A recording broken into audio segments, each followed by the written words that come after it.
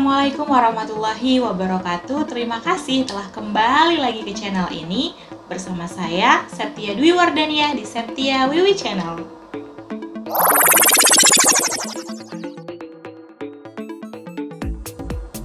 Sebelum mulai, tentu saja kita harus berdoa terlebih dahulu, memohon agar proses pembelajaran kita dapat berjalan dengan lancar dan kita diberikan kemudahan untuk memahami materi pembelajaran kita.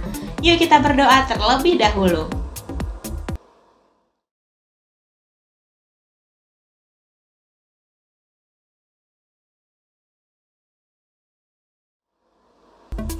Allah Subhanahu wa Ta'ala menciptakan manusia sebagai makhluk sosial, sehingga pada hakikatnya manusia membutuhkan manusia-manusia lain untuk saling berinteraksi dalam hal pemenuhan kebutuhan-kebutuhan hidup.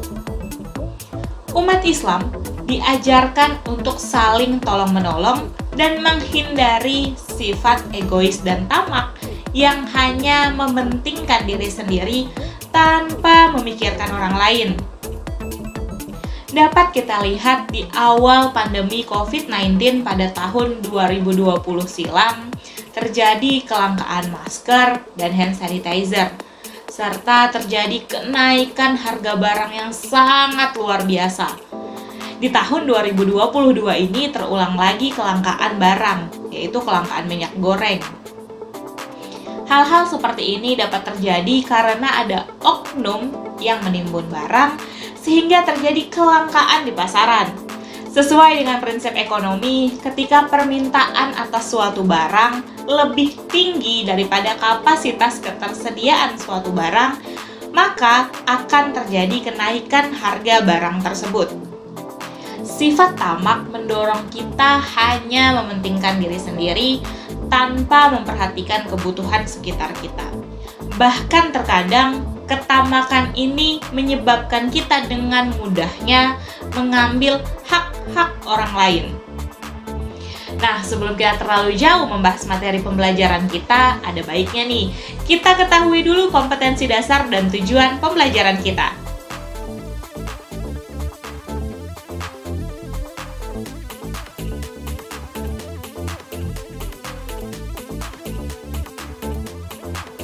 Kompetensi dasar terkait sikap spiritual 1.9, menerapkan prinsip ekonomi dan muamalah sesuai dengan ketentuan syariat Islam.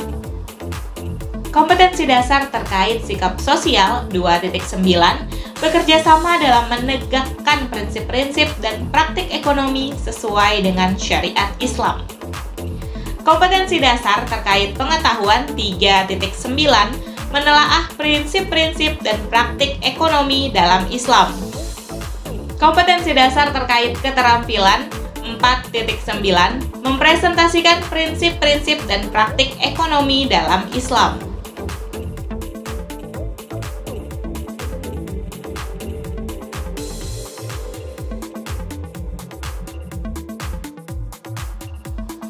Tujuan pembelajaran kita pada materi kali ini adalah peserta didik diharapkan mampu untuk menerapkan, menegakkan, menelaah, dan mempresentasikan prinsip-prinsip serta praktik ekonomi yang sesuai dengan syariat Islam.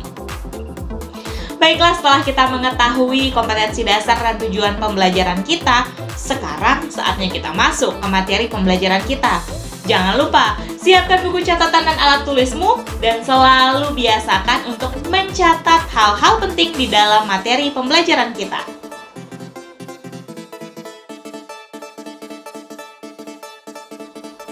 Muamalah telah disebutkan di dalam Kamus Besar Bahasa Indonesia. Muamalah adalah segala sesuatu yang termasuk di dalam urusan kemasyarakatan, seperti pergaulan, perdata, dan sebagainya. Muamalah dalam fikih Islam adalah tukar-menukar barang atau sesuatu yang memiliki manfaat dengan cara yang ditempuhnya, seperti jual-beli, sewa-menyewa, upah-mengupah, pinjam-meminjam, urusan bercocok tanam, berserikat, dan usaha-usaha lainnya. Bermuamalah tentu ada aturan agar tidak ada syariat Islam yang dilanggar serta tidak ada pihak yang dirugikan. Ada beberapa hal yang dilarang dalam transaksi ekonomi, yaitu sebagai berikut. Pertama, tidak boleh mempergunakan cara-cara yang batil. Kedua, tidak boleh melakukan kegiatan riba. Ketiga, tidak boleh dengan cara-cara zolim atau aniaya. Misalnya, memaksa seseorang untuk menjual tanahnya. Jika tidak dijual juga, maka akan diancam dan diganggu ketenangan hidupnya. Keempat, tidak boleh mempermainkan takaran, timbangan, kualitas, dan kehalalan. Misalnya dengan mengurangi takaran atau timbangan, mengatakan kualitas barang yang biasa saja tapi dikatakan berkualitas premium, atau menjual makanan dengan mengatakannya halal padahal pada prosesnya menggunakan bahan-bahan yang haram. Kelima, tidak boleh dengan cara berspekulasi atau berjudi. Misalnya dengan membeli buah rambutan dari pokok pohon, padahal pada pohon tersebut belum ada buahnya, sehingga hanya dilakukan perkiraan atau spekulasi saja. Keenam, tidak boleh melakukan transaksi jual beli barang haram. Misalnya melakukan transaksi jual beli minuman keras, narkoba, dan hal-hal haram lainnya.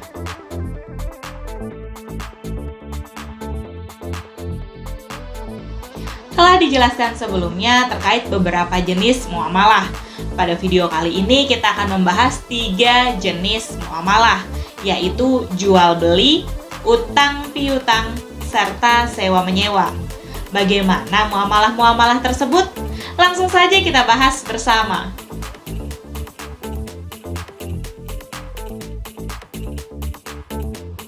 Syariat Islam menjelaskan bahwa jual beli adalah kesepakatan tukar-menukar benda untuk memiliki benda tersebut selamanya. Jual beli seperti ini diperbolehkan dalam Islam, sebagaimana yang telah ditegaskan di dalam Quran Surah Al-Baqarah, surah kedua, ayat 275.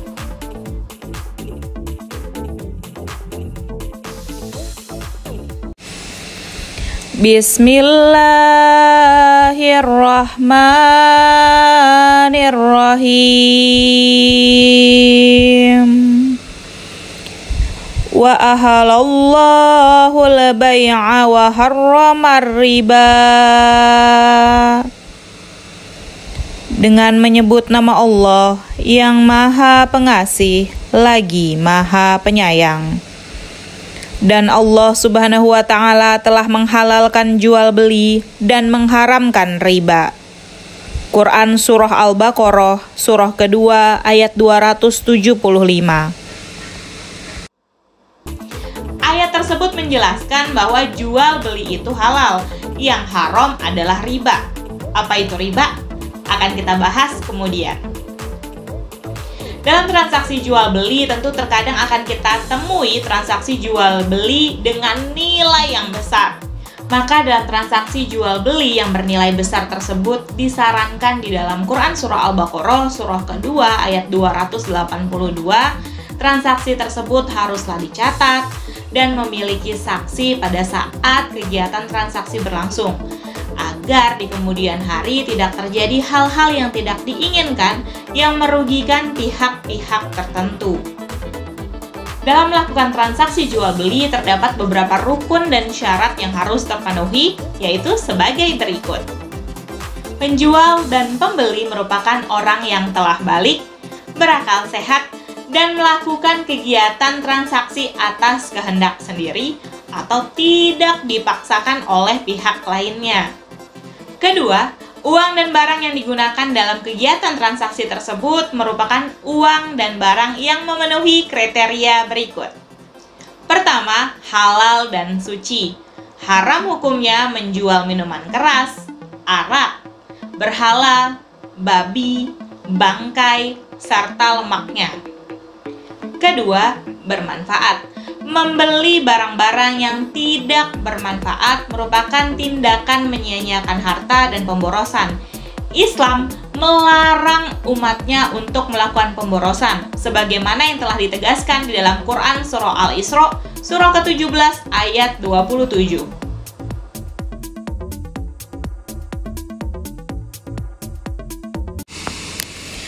Bismillahirrahmanirrahim. Innal mubazzirina kanu ihwanas sayatin wa kana syaitanu li rabbih kafura. Dengan menyebut nama Allah yang Maha Pengasih lagi Maha Penyayang. Sesungguhnya pemboros-pemboros itu adalah saudara-saudara Syaitan, dan Syaitan itu adalah sangat ingkar kepada Tuhannya. Quran Surah Al-Isra, surah ke-17 ayat 27. Ketiga, keadaan barang dapat diserah terimakan. Apabila keadaan barang tidak dapat diserah terimakan, seperti menjual ikan yang masih di lautan, menjual barang yang masih merupakan jaminan, maka jual beli tersebut dinilai tidak sah karena tidak ada kejelasan dan mengandung tipu daya. Keempat, keadaan barang diketahui oleh penjual maupun pembeli. Kelima, milik sendiri, bukan milik orang lain. Sebagaimana sabda Rasulullah SAW, tidak sah jual beli melainkan atas barang yang dimiliki. Hadis riwayat Abu Dawud dan Tirmizi. Selain terdapat syarat pada penjual dan pembeli serta uang dan barang, maka yang ketiga adalah ijab dan qabul. Adanya kalimat atau perkataan yang menyatakan bahwa penjual telah menjual barang tersebut serta pembeli telah membeli barang tersebut.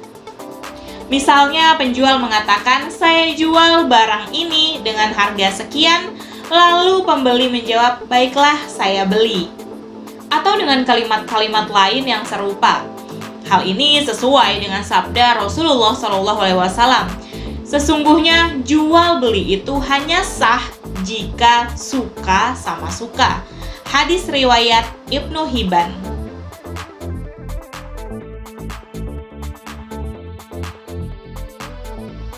Dalam transaksi jual beli, Islam mengenal khiyar, yaitu hak yang dimiliki baik oleh penjual maupun pembeli untuk memutuskan antara meneruskan jual beli tersebut atau membatalkan transaksinya.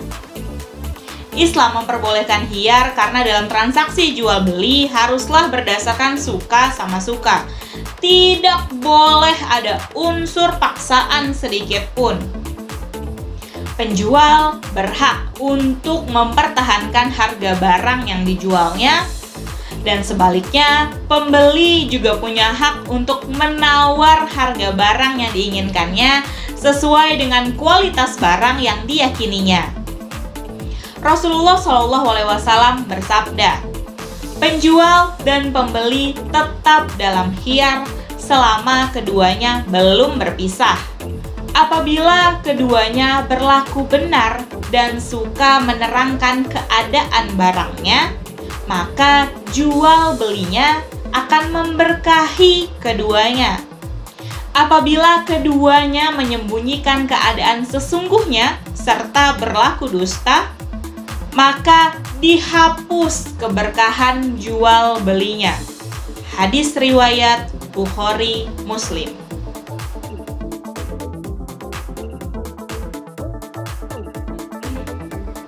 Terdapat beberapa jenis khiyar, yaitu khiyar majelis, khiyar syarat, dan khiyar aibi atau cacat. Yang pertama, khiyar majelis, yaitu penjual dan pembeli masih berada di tempat yang sama, tempat berlangsungnya transaksi jual beli atau masih dalam proses tawar-menawar. keduanya masing-masing memiliki hak untuk meneruskan atau membatalkan transaksi jual beli tersebut. Rasulullah SAW bersabda, "Dua orang yang berjual beli boleh memilih akan meneruskan atau tidak selama keduanya belum berpisah." Hadis riwayat Bukhari dan Muslim. 2. Khiyar syarat merupakan khiyar yang dijadikan syarat dalam melakukan transaksi jual beli. Misalnya penjual mengatakan, "Saya jual barang ini dengan harga sekian dengan syarat 3 hari." Maksudnya adalah pembeli memberikan batas waktu selama 3 hari kepada calon pembeli untuk memutuskan jadi atau tidaknya transaksi jual beli tersebut. Apabila pembeli sepakat dengan syarat tersebut, maka dalam kurun waktu 3 hari, status barang tersebut tidak ada pemiliknya karena sedang dalam masa khiyar syarat. Dengan status tersebut, maka penjual tidak memiliki hak untuk menawarkan barang tersebut kepada orang lain. Namun, apabila pembeli pada akhirnya memutuskan untuk membatalkan transaksi jual beli, maka barang tersebut kembali menjadi hak milik penjual. Rasulullah SAW bersabda, "Engkau boleh khiyar pada segala barang yang engkau beli selama 3 hari, 3 malam." Hadis riwayat Baihaqi dan Ibnu Majah. 3. Khiyar aibi atau cacat merupakan khiyar yang mengizinkan pembeli untuk mengembalikan barang yang dibelinya jika terdapat cacat yang dapat mengurangi kualitas atau nilai barang tersebut. Namun hendaknya dilakukan sesegera mungkin. Kecacatan barang yang dimaksud dalam khiyar aibi ini adalah kecacatan yang bukan merupakan kerusakan karena kesalahan penggunaan oleh pembeli itu sendiri.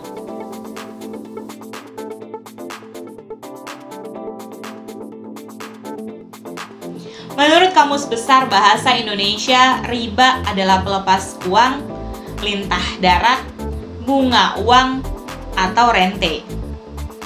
Dalam kehidupan sehari-hari, kita mengenal riba adalah bunga uang atau nilai lebih atas penukaran suatu barang. Hal ini biasa kita temui dalam transaksi pertukaran bahan makanan, pinjam, meminjam barang maupun uang, serta transaksi logam mulia seperti emas dan lain-lain. Riba, apapun bentuknya, bagaimanapun jenis transaksinya, selama itu adalah riba, maka dalam syariat Islam hukumnya adalah haram. Sanksi hukumnya juga sangat berat, tidak main-main. Diterangkan dalam sebuah hadis, Rasulullah mengutuk orang yang mengambil riba, orang yang mewakilkan, orang yang mencatat, dan orang yang menyaksikannya. Hadis riwayat Muslim. Berdasarkan hadis tersebut dapat kita pahami bahwa semua orang yang termasuk di dalam lingkaran riba tersebut akan mendapatkan dosa riba, meskipun hanya sebagai saksi yang tidak mendapatkan keuntungan apapun. Agar transaksi kita terhindar dari riba, maka apabila melakukan transaksi jual beli barang sejenis seperti emas dengan emas, perak dengan perak, maka harus memenuhi beberapa syarat berikut. Pertama, sama timbangan ukurannya. Kedua, dilakukan serah terima pada saat itu juga. Ketiga, tunai. Apabila tidak sama jenisnya seperti emas dengan perak, maka takarannya boleh saja berbeda. Namun, tetap harus secara tunai dan diserah terimakan saat itu juga. Kecuali barang yang berbeda jenis dengan perbedaan seperti perak dengan beras, maka dapat berlaku ketentuan jual beli sebagaimana barang-barang yang lain.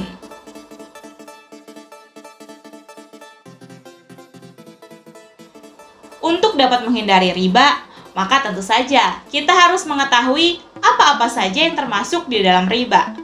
Terdapat beberapa jenis riba, yaitu riba fadli, riba qordi, riba yadi, dan riba nasi'ah. Riba fadli adalah pertukaran barang sejenis yang tidak sama timbangannya. Misalnya cincin emas 22 karat seberat 10 gram ditukar dengan emas 22 karat namun seberat 11 gram. Kelebihannya itulah yang termasuk riba. Riba kordi adalah pinjam-meminjam dengan syarat harus memberi kelebihan saat mengembalikannya. Misal, si A bersedia meminjami si B uang sebesar Rp100.000, asal si B bersedia mengembalikannya sebesar Rp115.000. Bunga pinjaman itulah yang disebut riba. Riba yadi adalah akad jual beli barang sejenis dan sama timbangannya. Namun penjual dan pembeli berpisah sebelum melakukan serah terima, seperti penjualan kacang atau ketela yang masih di dalam tanah. Riba nasi'ah adalah akad jual beli dengan penyerahan barang beberapa waktu kemudian. Misalnya, membeli buah-buahan yang masih kecil-kecil di pohonnya, kemudian diserahkan setelah besar-besar atau setelah layak dipetik. Atau membeli padi di musim kemarau, tetapi diserahkan setelah panen.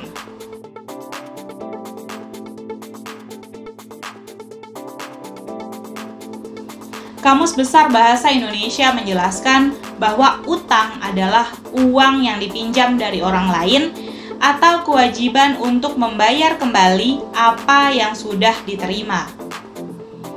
Sedangkan piutang adalah uang yang dipinjam atau yang dapat ditagih dari seseorang.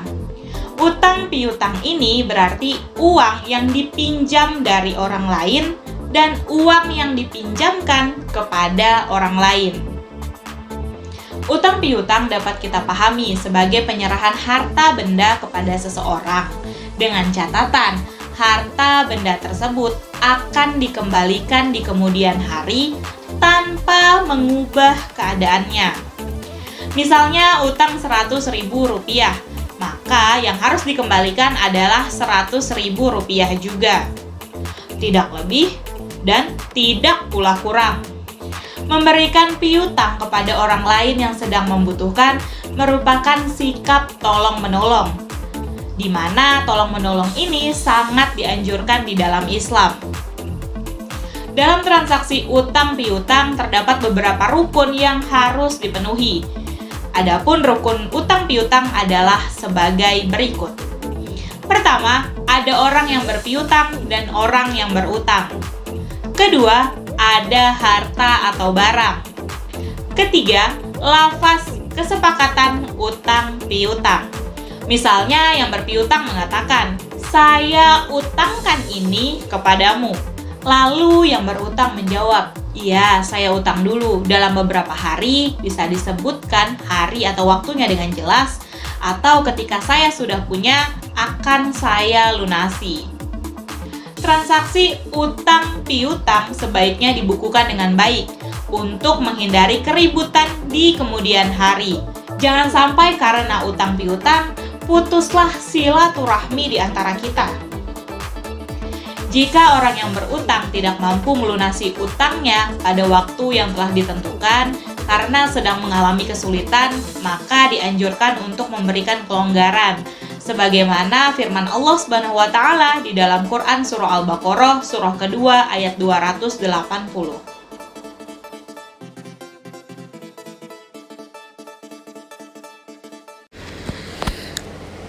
Bismillahirrahmanirrahim. Wa in kana zu usratin fanaziratuna ila maisarah wa an tasaddaqu khairul lakum in kuntum ta'lamun. Dengan menyebut nama Allah yang Maha Pengasih lagi Maha Penyayang. Dan jika orang berutang itu dalam kesulitan, maka berilah tenggang waktu sampai dia memperoleh kelapangan. Dan jika kamu menyedekahkan, itu lebih baik bagimu jika kamu mengetahui. Quran Surah Al-Baqarah, Surah kedua, ayat 280. Apabila orang membayar utangnya dengan memberikan kelebihan atas kemauannya sendiri tanpa perjanjian sebelumnya, maka kelebihan tersebut halal bagi yang berpiutang dan merupakan suatu kebaikan bagi yang berutang. Rasulullah SAW bersabda, "Sesungguhnya sebaik-baik kamu ialah yang sebaik-baiknya ketika membayar utang." Sepakat ahli hadis. Abu Hurairah radhiyallahu anhu berkata, Rasulullah SAW telah berutang hewan. Kemudian beliau bayar dengan hewan yang lebih besar dari hewan yang beliau utang itu. Dan Rasulullah SAW bersabda, orang yang paling baik di antara kamu ialah orang yang dapat membayar utangnya dengan yang lebih baik. Hadis riwayat Ahmad dan Tirmizi. Bila orang yang berpiutang meminta tambahan pengembalian dari orang yang melunasi utang dan telah disepakati bersama sebelumnya, hukumnya tidak boleh dan haram. Tambahan pelunasan tersebut tidak halal sebab termasuk riba. Rasulullah SAW berkata, tiap-tiap piutang yang mengambil manfaat, maka ia semacam dari beberapa macam riba. Hadis riwayat Baihaqi.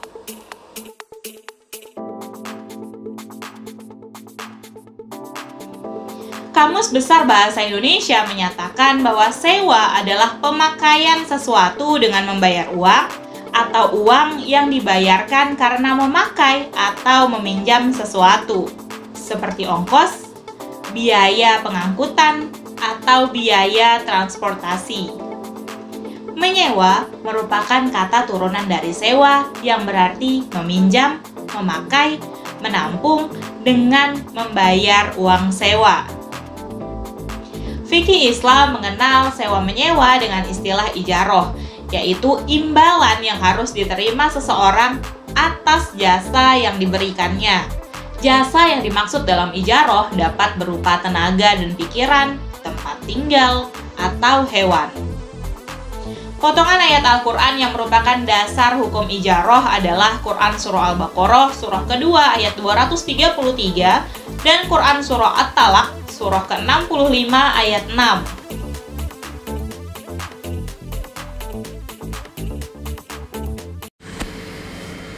Bismillahirrahmanirrahim.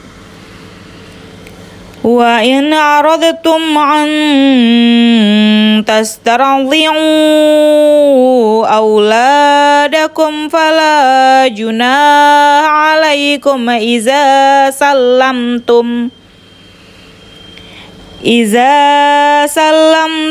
ma ataitum bil ma'ruf. Dengan menyebut nama Allah yang Maha Pengasih lagi Maha Penyayang. Dan jika kamu ingin anakmu disusukan oleh orang lain, maka tidak ada dosa bagimu apabila kamu memberikan pembayaran menurut yang patut. Quran Surah Al-Baqarah, surah kedua ayat 233.